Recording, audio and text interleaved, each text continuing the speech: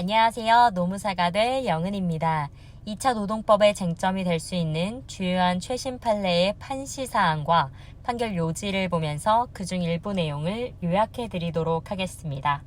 오늘 살펴볼 판례는 한국도로공사 상대로 낸 근로자 지위 확인의 소송입니다. 이는 위장도급 판례로도 잘 알려져 있는데요.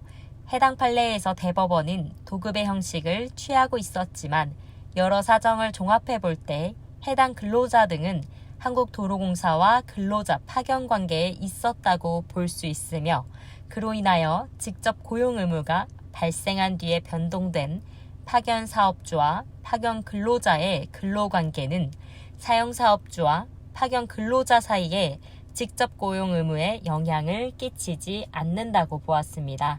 그 판결의 요지를 좀 살펴보겠습니다.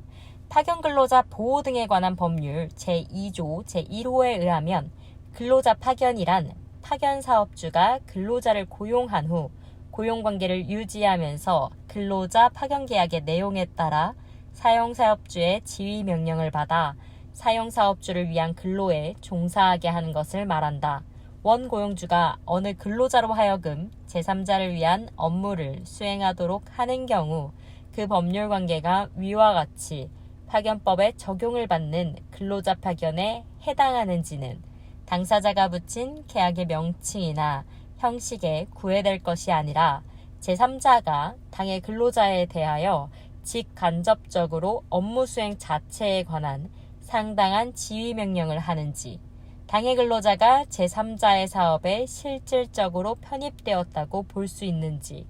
원고용주가 작업에 투입될 근로자의 선발이나 근로자의 수, 교육 및 훈련, 작업 휴게 시간, 휴가, 근무 태도 점검 등 이런 부분에 관한 결정 권한을 독자적으로 행사하는지 계약의 목적이 구체적으로 범위가 한정된 업무의 이행으로 확정되고 당해 근로자가 맡은 업무가 제3자 소속 근로자의 업무와 구별되며 그러한 업무의 전문성, 기술성이 있는지 원고용주가 계약의 목적을 달성하기 위하여 필요한 독립적 기업 조직이나 설비를 갖추고 있는지 등의 요소를 바탕으로 근로관계의 실질에 따라 판단하여야 한다.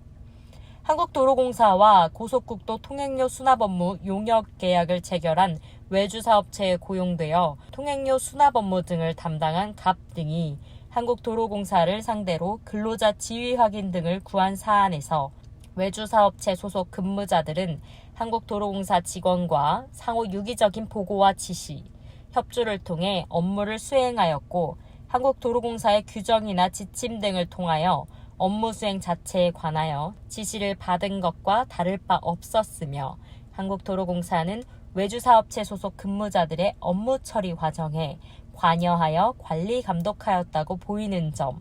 외주사업체 소속 근무자들과 한국도로공사 영업소 관리자는 전체적으로 하나의 작업 집단으로서 한국도로공사의 필수적이고 상시적인 업무를 수행하였고 그 과정에서 외주사업체 소속 근무자들은 한국도로공사의 사업에 실질적으로 편입되었다고 보이는 점, 외주사업주는 한국도로공사가 결정한 투입 근로자의 수와 직책별 과업 인원에 따라 소속 근로자를 고용할 수밖에 없었고 소속 근무자들에 대한 근무태도 점검, 휴가 등에 관한 사항을 독자적으로 결정했다고 보기 어려운 점, 외주사업체 소속 근무자들은 통행료 수납 업무 외에도 비전형적인 업무를 수행하는 등 용역계약의 목적 또는 대상이 구체적으로 범위가 한정된 업무의 이행으로 확정되었다고 보기 어려운 점,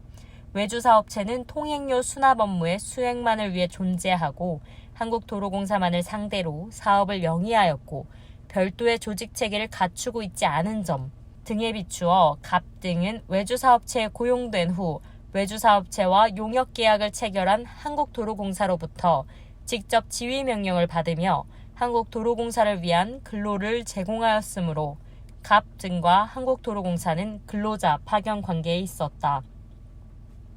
종전의 파견 근로자 보호 등에 관한 법률은 제6조 제3항 본문에서 사용사업주가 2년을 초과하여 계속적으로 파견 근로자를 사용하는 경우에는 2년의 기간이 만료된 날의 다음 날부터 파견 근로자를 고용한 것으로 본다라고 하여 사용사업주가 파견기간 제한을 위반한 경우 곧바로 사용사업주와 파견근로자 사이에 직접 고용관계 성립이 간주되도록 하였다. 2006년 12월 21일에 위 직접 고용간주 규정을 대체하여 제6조의 2, 제1항, 제4호에서 사용사업주가 노동부 장관의 허가 없이 근로자 파견 사업을 행하는 자로부터 2년을 초과하여 계속적으로 근로자 파견의 역무를 제공받은 경우에 해당 파견 근로자를 직접 고용하여야 한다고 규정하고 2012년 2월 1일 개정된 파견 근로자 보호 등에 관한 법률은 제6조의 2, 제1항 제5호에서 사용사업주가 고용노동부 장관의 허가 없이 근로자 파견 사업을 행하는 자로부터 근로자 파견의 역무를 제공받은 경우에는 해당 근로자를 직접 고용하여야 한다고 규정하였다.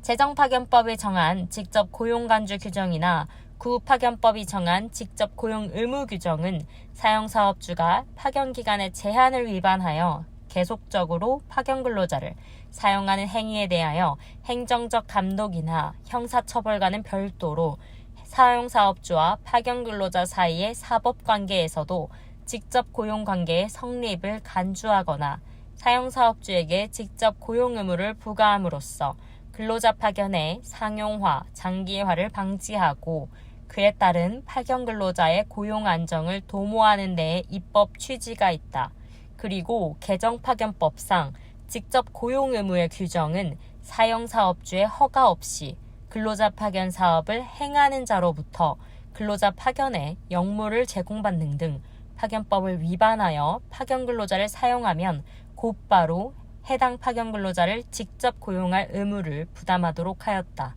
이는 개정되기 전에 구파견법이 위와 같은 경우에도 파견 근로자가 2년 이상 근무한 경우에만 사용사업주에게 직접 고용 의무를 부과하고 있어 근로자의 고용이 불안해지는 문제를 개선하여 파견 근로자를 더욱 두텁게 보호하고자 하는 것이다. 한편 재정파견법 제6조 제3항 단서와 구파견법 및 개정파견법 제6조의 2, 제2항은 당해 파견 근로자가 명시적인 반대 의사를 표시하는 경우에는 직접 고용 간주 규정이나 직접 고용 의무 규정이 적용되지 않는다고 정하고 있다. 직접 고용 간주 규정이나 직접 고용 의무 규정의 입법 목적과 그 규정들이 파견 사업주와는 직접적인 관련이 없는 점 등에 비추어 보면 당해 파견 근로자가 명시적인 반대 의사를 표시하는 경우란 근로자가 사용사업주에게 직접 고용되는 것을 명시적으로 반대한 경우만 의미한다. 따라서 파견 근로자가 파견 사업주와의 근로관계를 종료하고자 하는 의사로 사직의 의사표시를 하였다고 하더라도 그러한 사정만으로는 당해 파견 근로자가 명시적인 반대 의사를 표시하는 경우에 해당한다고 단정할 수 없다. 여기까지가 오늘의 판례 소개였습니다. 다음 시간에 또 노동법 2차에 출제될 수 있는 최신 주요 판례를 가지고 돌아오겠습니다. 감사합니다.